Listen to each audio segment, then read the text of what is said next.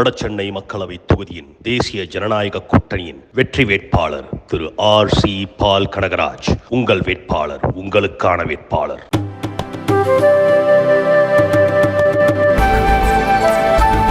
மத்திய அரசு அறிமுகம் செய்த அக்னிபத் திட்டம் நாட்டின் பாதுகாப்பை பலவீனப்படுத்தி இருப்பதாக காங்கிரஸ் தலைவர் மல்லிகார்ஜுன கார்கே குற்றம் சாட்டியுள்ளார்.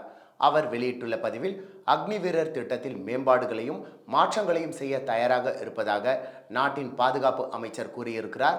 கோடிக்கணக்கான தேசபக்தியுள்ள இளைஞர்கள் மீது மோடி அரசால் திணிக்கப்பட்ட அக்னிவீர் திட்டம் இனி வேலை செய்யாது என்பதை இது காட்டுகிறது. முதலில் லட்சக்கணக்கான இளைஞர்களின் எதிர்காலத்துடன் விளையாடிய மோடி அரசு இப்பொழுது தேர்தல் காரணமாக அக்னி வீரர் திட்டத்தில் உள்ள குறைகளை ஏற்றுக்கொண்டு பேசுகிறது. இந்த திட்டத்தை கொண்டு வந்ததற்காக அவர் முதலில் தேசப்பற்றுள்ள நமது இளைஞர்களிடம் மன்னிப்பு கேட்க வேண்டும். காங்கிரஸ் ஆட்சிக்கு வந்தால் அக்னி வீரர் திட்டத்தை நிறுத்தும்.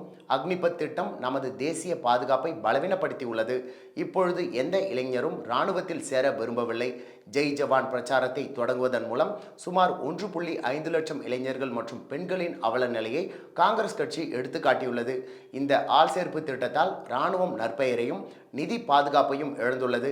இதன் காரணமாக எதிர்கால அக்னி வீரர்கள் மிகவும் அதிருப்தி அடைந்துள்ளனர். விழிப்புணர்வு பெற்றுள்ள நாட்டின் இளைஞர்கள் பாஜகவின் தேர்தல் முழக்கங்களை முற்றிலுமாக நிராகரிப்பார்கள். அவர்களின் எதிர்காலம் இருண்டு போனதற்கு பாஜக தான் காரணம் என குற்றம் சாட்டியுள்ளார்.